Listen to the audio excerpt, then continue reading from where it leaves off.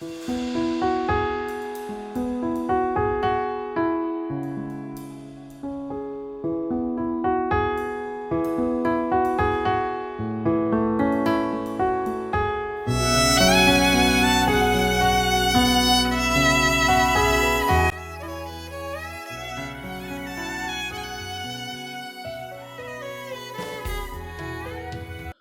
Famous YouTuber Anvi Kamdar తనకున్నటువంటి టాలెంట్తో అనేకమైన activities చేస్తూ యూట్యూబ్లో చాలా ఫేమస్.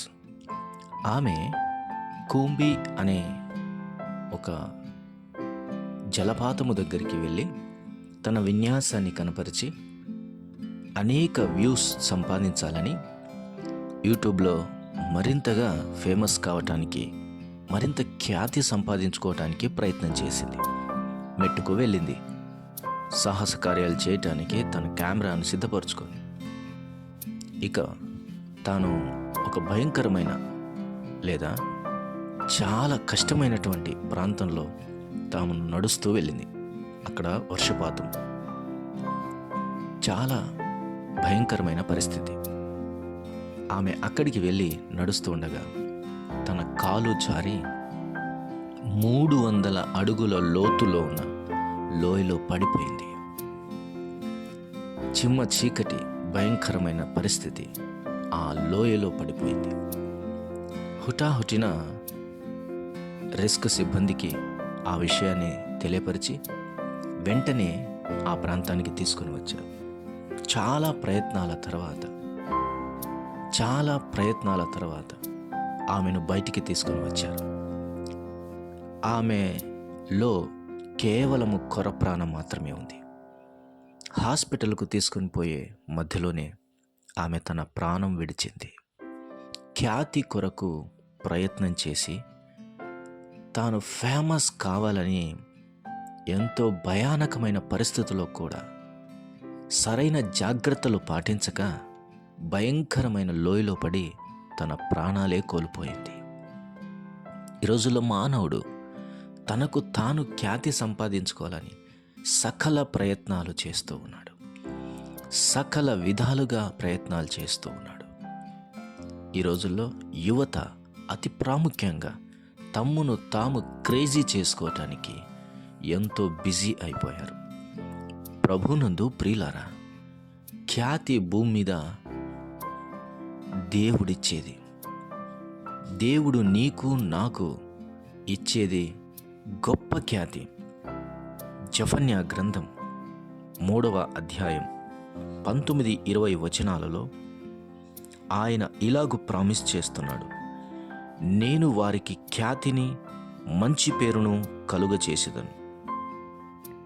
నిజముగా భూమి మీదున్న జనులందరి దృష్టికి నేను మీకు ఖ్యాతిని, మంచి పేరును తెప్పింతును. ఇదే యెహోవా వాక్కు.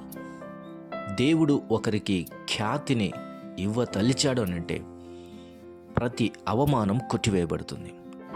ఎక్కడెక్కడ మీరు అవమానము పొందితిరో అక్కడెల్లా నేను మీకు ఖ్యాతిని కలుగ చేస్తానని దేవుడు ప్రామిస్ చేస్తున్నాడు. ఇదే యెహోవా వాక్కు. ప్రియ సహోదరి, సహోదరుడా, ఖ్యాతి కొరకు, మంచి పేరు కొరకు నీవు ప్రయత్నం చేస్తున్నావా? మంచిదే. మంచి పేరు మంచిదే, కానీ మంచి పేరు కోసం, ఖ్యాతి కోసం అనవసరమైన మార్గాలలో నీ సొంత ప్రయత్నాలు నువ్వు ఎంత మాత్రం చేయొద్దు.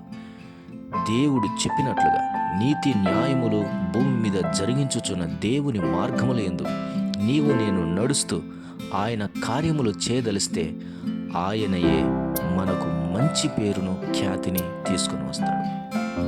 ఈ మంచి పేరు, ఈ ఖ్యాతి ఒక గ్రామానికి కాదు, ఒక రాష్ట్రానికి కాదు, ఒక దేశానికి కాదు, ఈ లోకం మనుషుల ఎదుట మాత్రమే కాదు, ఆయన సకల దూతల ఎదుటను, సర్వలోకము ఎదుటను, సకల జనుల ఎదుటను, భూమి పుట్టినది మొదలుకొని చివరి మనిషి వరకు పుట్టిన ప్రతి మనిషి ఎదుట, ఒకనాడు ఆయన సింహాసనం ఎదుట మనందరికీ బహుమానములు ఇచ్చుచున్నప్పుడు గొప్ప ఖ్యాతి కనబడుతూ ఉంది.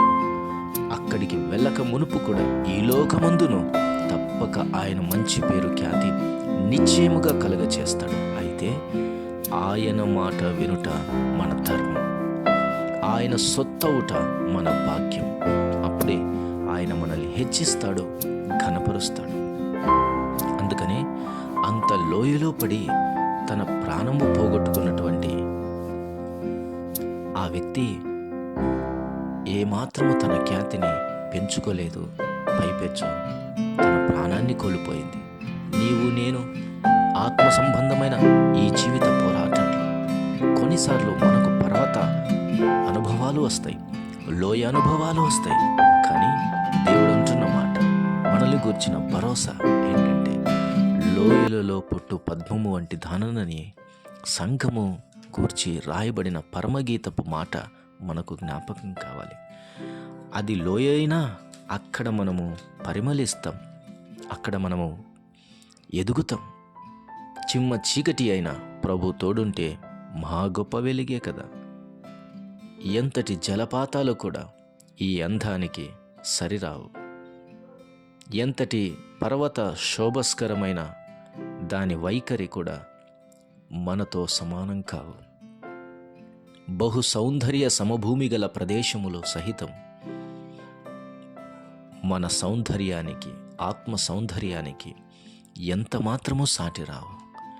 ఈ లోకములో కనబడుతున్నటువంటి ప్రతి అందచందాలు, ప్రతి సుగంధ ద్రవ్యాలు, ప్రతి విధమైనటువంటి శోభాతిశయ కారణాలు ఎన్ని ఉన్నా అవన్నీ కూడా దేవుని సంఘముతో సరిరావు. ఎందుకనగా ఆ సంఘము చూచుటకు అది చంద్రబింబము వంటిది, సూర్యకాంత పద్మరాగములను పోలి ఉన్నది.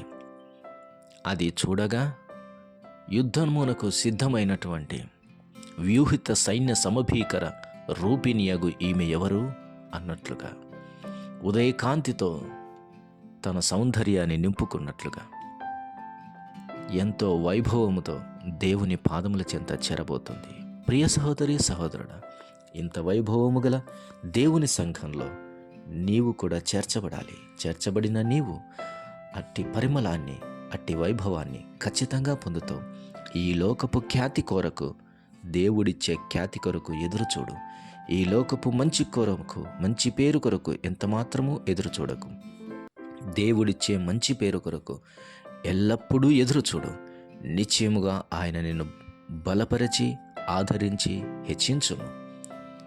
మే God honour you, be honour the Lord your God. May God bless you. దేవుడి మాటలు మన వినికిడిలో దీవించును గాక. ప్రియ తండ్రి స్తోత్రం. మాటలను దీవించండి, విన్నవారి హృదయాల్లో కార్యం చేయమని యేసుక్రీస్తు నామమున అడిగి పొంది ఉన్నాము తండ్రి. ఆమెన్.